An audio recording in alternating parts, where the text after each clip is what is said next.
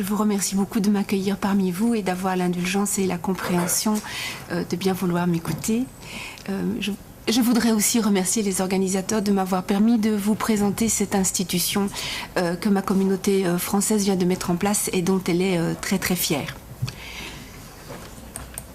Ah, je ne vois pas comment est-ce que je fais. Attends.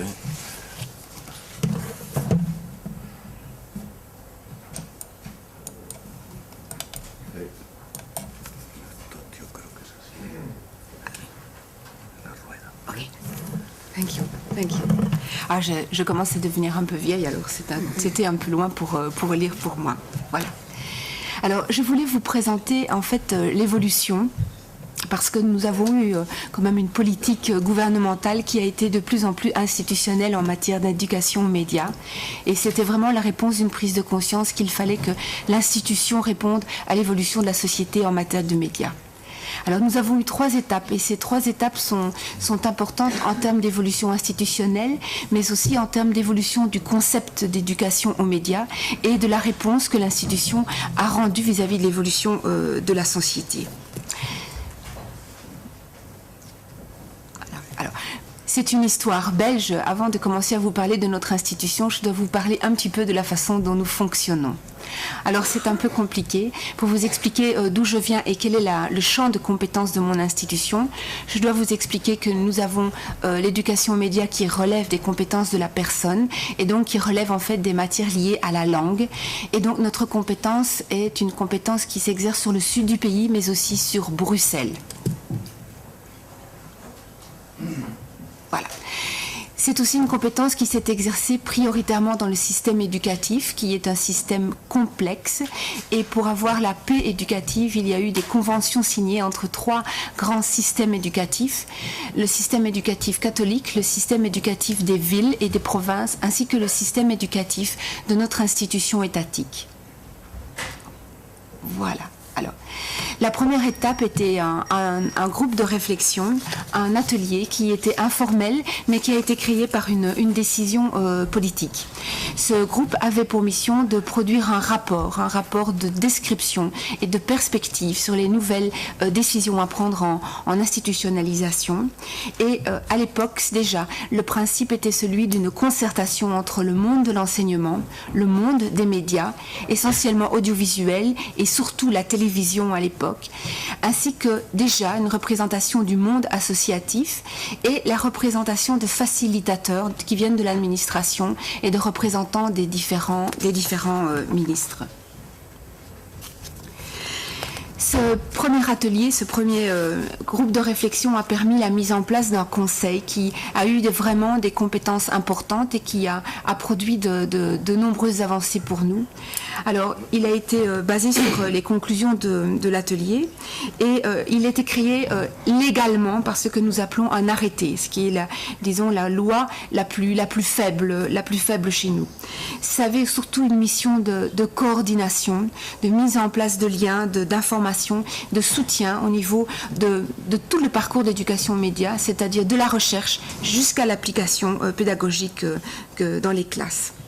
Alors, nos objectifs étaient de fixer des priorités pour le monde politique, d'intégrer l'éducation aux médias dans la formation initiale et la formation continuée des enseignants, de créer des programmes au niveau des différentes universités et des écoles supérieures en termes d'éducation aux médias. Et notre loi mettait en place d'une part le conseil, mais aussi des centres de ressources liés à chacun des réseaux d'enseignement pour pouvoir appliquer dans les classes et dans les écoles les décisions du conseil.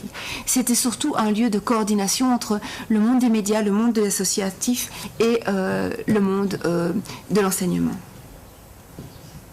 Alors, rapidement, voir un peu comment elle se composait, c'était environ 30 personnes, mais vous voyez, le monde de l'enseignement est au milieu, avec en fait des experts de tout type pour permettre au conseil de prendre des décisions éclairées.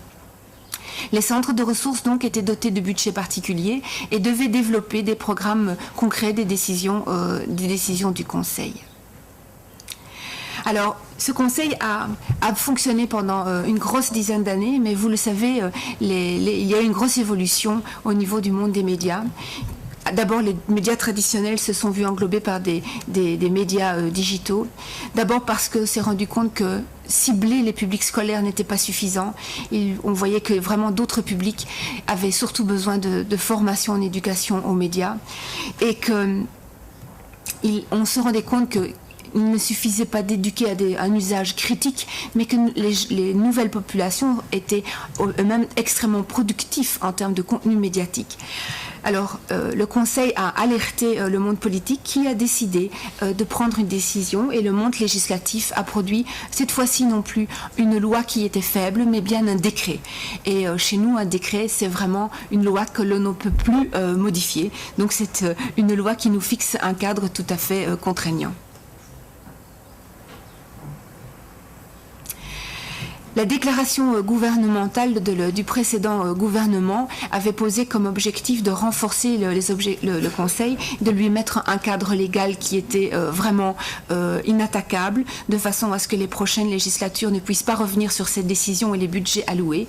Et c'est ce qui s'est passé en 2008. Le Parlement a adopté ce décret dont je vais vous parler maintenant, et qui donne vraiment des compétences, des budgets et une perspective qui est beaucoup plus large que ce que nous avons vécu jusque maintenant.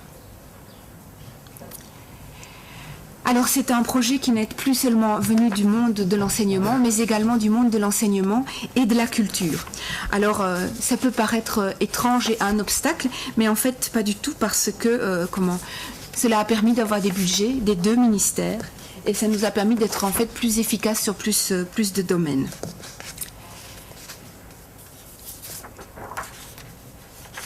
Alors, attendez, je pense pas.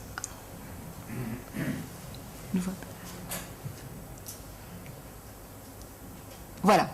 Alors, ce décret se compose de 2 parties. Il y a une partie qui relève vraiment du Conseil, et une deuxième partie qui reprend des initiatives qui existaient dans d'autres lois, avec des budgets qui étaient différents, et en mettant toutes ces initiatives dans une même loi, sous la coordination et l'autorité du Conseil, ça a permis d'avoir une politique cohérente et un organe qui a vraiment du pouvoir et de la compétence à ce niveau-là. Le Conseil lui-même est composé de 3 instances, c'est-à-dire le Conseil avec tous ses membres représentatifs, ce qui fait environ 60 membres, c'est un très gros Conseil. Le secrétariat, qui est l'unité permanente qui applique les décisions et qui gère le Conseil au quotidien. Les centres de compétences qui sont chargés de travailler avec le secrétariat pour produire des outils. Et 4 grandes initiatives dont je vais vous parler maintenant. Donc, alors, nos missions sont des missions qui sont extrêmement larges et que l'on peut réduire en 4 grandes familles de missions. Une première famille qui est celle d'être un véritable observatoire, et nous sommes vraiment très ambitieux parce que c'est un observatoire des initiatives du monde entier en termes d'éducation aux médias.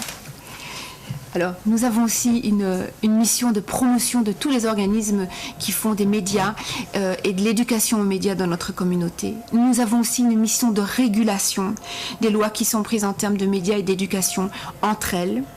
Nous avons aussi une mission de conseil et de production d'avis. Et nous avons surtout une mission d'évaluation, qui est une mission qui est évidemment très sensible, parce que nous devons rendre des avis sur notamment les budgétisations des projets, les budgétisations des centres de ressources, et toute forme de labellisation, de reconnaissance pédagogique en termes d'éducation aux médias ou de tout support qui utilise les nouveaux médias, c'est-à-dire y compris les manuels scolaires. Alors, notre composition est très lourde, c'est très très lourd. Nous avons donc un staff avec déjà 4 personnes, dont 3 présidents et une secrétaire. Les présidents sont tous des hommes, je suis la seule femme dans le staff. C'est une dure responsabilité pour moi à ce niveau.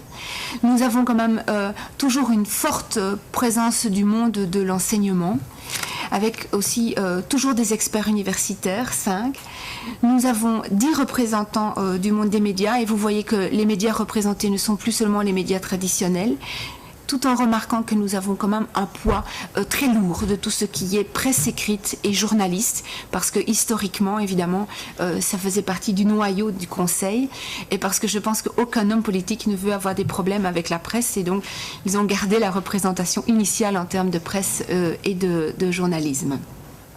Nous avons eu pas mal de difficultés pour trouver un représentant des nouvelles technologies, car c'est un secteur qui est beaucoup moins structuré que les anciens médias, ainsi qu'un représentant du monde du cinéma, parce que les différentes corporations n'étaient pas d'accord, fallait-il un producteur, un réalisateur. Finalement, nous avons eu un tout jeune producteur qui n'a finalement pas beaucoup d'expérience et qui est assez proche du représentant des nouveaux médias. Voilà. Nous avons toujours des représentants qui sont des facilitateurs, qui viennent de l'administration, des centres de ressources et aussi une forte représentation du monde politique, puisque tout ministre qui a compétence en éducation aux médias est représenté chez nous. Comme vous savez, nous sommes le pays où il y a le plus de ministres par habitant. Ça veut dire que nous avons environ dans notre conseil 8 représentants des ministres, des représentants qui viennent du fédéral, parce que l'exclusion sociale est une matière fédérale, mais aussi des représentants de la communauté qui sont les matières liées à la personne, c'est-à-dire au niveau de la culture, au niveau de l'éducation, mais aussi au niveau régional, car la formation professionnelle utilise aussi des concepts et des stratégies d'éducation aux médias, ce qui crée quand même un éclatement et une difficulté de satisfaire toutes les demandes ministérielles. La première conclusion que nous pouvons en tirer, c'est qu'on voit que le CESEM a vraiment une extension de ce qu'était le SEM, avec une véritable présence aussi du monde associatif. Nous avons même une présence des syndicats parmi nous. Nous avons également la présence des organisations de jeunesse, des organisations d'alphabétisation, de représentation des centres culturels, des maisons de jeunes, donc tous les secteurs qui sont porteurs de formation scolaire et non scolaire. Je vais finir par comprendre ça. Voilà. Pour appliquer toutes ces décisions, puisque le Conseil se réunit mensuellement, nous avons vraiment 2 organes, le secrétaire le secrétariat qui est dirigé par le secrétaire et qui a une équipe pédagogique avec vraiment des spécialistes en pédagogie en différentes matières, différents niveaux et différents aspects d'éducation aux médias et toute une équipe administrative pour gérer les décisions. Alors le budget peut sembler court, mais il faut se dire que nous sommes seulement 3 millions et donc pour une petite communauté, c'était déjà une première avancée d'avoir ce budget, rien que pour le secrétariat.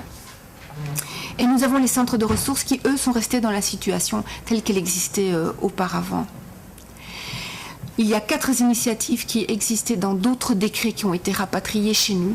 Le décret, ils doivent tous être coordonnés et donc pilotés par le Conseil d'éducation aux médias. Ça ne se passe pas toujours très simplement car ils avaient l'habitude d'avoir beaucoup d'autonomie et maintenant ils sont obligés d'être intégrés dans une structure qui les évalue. Et nous avons, ce sont on peut dire les 3 médias les plus traditionnels, à savoir la presse, puisqu'il y avait un gros projet dans le décret d'aide à la presse pour aider le pluralisme de la presse écrite. Et c'est le plus gros budget, c'est plus d'1 demi-million d'euros qui aide à mettre des journaux dans les écoles de manière régulière. Aussi, en fait, un budget pour le syndicat des journalistes professionnels, comme je vous disais, c'est certainement parce qu'il y a un enjeu politique à la clé, et également une éducation au cinéma qui propose en fait des dossiers pédagogiques et un accès à un prix extrêmement faible des classes au niveau des cinémas d'art et d'essai, et vraiment un petit support financier pour des projets locaux, vraiment pour montrer que dans la plus petite école, on peut avoir un projet et être soutenu financièrement. Ces projets sont dans l'école primaire et l'école secondaire. Alors, je termine maintenant ici ma conclusion. Notre conseil vient de se mettre en place. Nous avons maintenant un nouveau gouvernement puisque nous avons voté au niveau de la communauté ce printemps. Et nous avons remarqué que les objectifs de la précédente législature ont été atteints. Nous avons un décret, nous avons les ressources pour le faire fonctionner. Et la nouvelle législature a renforcé encore l'éducation aux médias. Il y a un secteur éducation aux médias. L'éducation aux médias est également présente dans l'éducation, toute la promotion sociale, la formation professionnelle, la régulation. Et rappeler également le rôle du Conseil dans la présence dans les médias publics, d'avoir une obligation d'éducation aux médias. Donc, nous avons l'impression, quand nous lisons la nouvelle déclaration gouvernementale, que l'éducation aux médias est le fil rouge de la déclaration. que nous sommes vraiment face à un regroupement avec un potentiel et un élargissement de ses pouvoirs, de ses moyens, qui finalement rencontre le changement d'échelle qui avait été la conclusion de la dernière réunion d'UNESCO à Paris, à savoir qu'on passe non plus du volontariat, mais vraiment d'une systématisation de l'éducation aux médias dans tous les systèmes de formation. Aujourd'hui, nous avons beaucoup de discussions au niveau du Conseil. Ce sont des débats qui sont très chauds et très difficiles afin d'établir des critères d'évaluation pour les contenus et les projets. Et nous voulons sortir des évaluations quantitatives qui se limitaient à évaluer le nombre de journaux dans les écoles, le nombre de séances de cinéma qui avaient été distribuées, le nombre de visites de journalistes dans les classes, pour voir ce qui est fait avec le matériel et les opportunités qui sont maintenant offertes.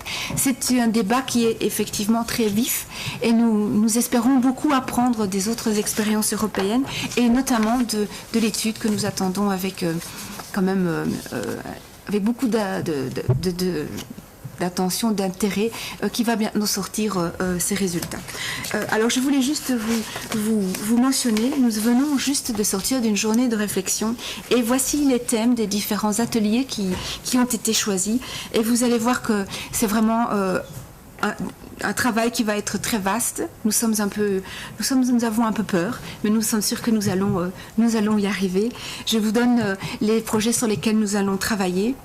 Nous allons travailler avec le Conseil supérieur de l'audiovisuel sur les notions de protection et d'éducation, les notions d'éducation aux médias et de régulation, co-régulation. Quelle place pour l'éducation aux médias dans l'industrie ? Ainsi que nous avons analysé et fait des recherches et eu comme résultat qu'il y a un grand facteur de cloisonnement, ce qui est paradoxal et qui est un mauvais effet finalement de la couverture des espaces numériques citoyens. On espérait que dans des quartiers très difficiles, la mise à disposition d'Internet ouvre. Nous avons l'impression qu'au contraire, et c'est un facteur de repli identitaire. La notion d'identité et de globalisation culturelle par rapport à l'éducation aux médias, la responsabilité personnelle, surtout sur Internet, avec la notion de droit d'auteur et de droit de propriété, le lien entre éducation aux médias, citoyenneté, droits de l'homme, la créativité et la productivité face à l'éducation aux médias, la difficile question de l'évaluation des compétences médiatiques, et un débat très ouvert qui est en train de secouer notre Conseil.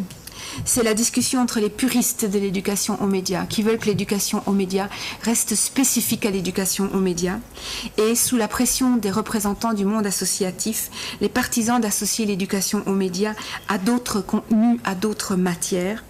La première étape du débat, c'est qu'il est plus enrichissant pour le citoyen d'associer l'éducation aux médias à d'autres matières, comme l'éducation à la santé, l'éducation en matière d'environnement. Je pense que nous avons une réflexion similaire à celle que monsieur vient d'exprimer, à savoir que finalement, travailler avec les médias sur d'autres supports permet toujours d'avoir un substrat d'éducation aux médias. Et ça peut être une espèce de cheval de Troie pour entrer dans des secteurs jusque ici inexplorés. Voilà, j'espère avoir offert de la matière au débat. Je vous remercie infiniment de votre compréhension et espère avoir pu vous éclairer sur ce qui se passe dans notre pays qui est quand même un peu compliqué. Merci.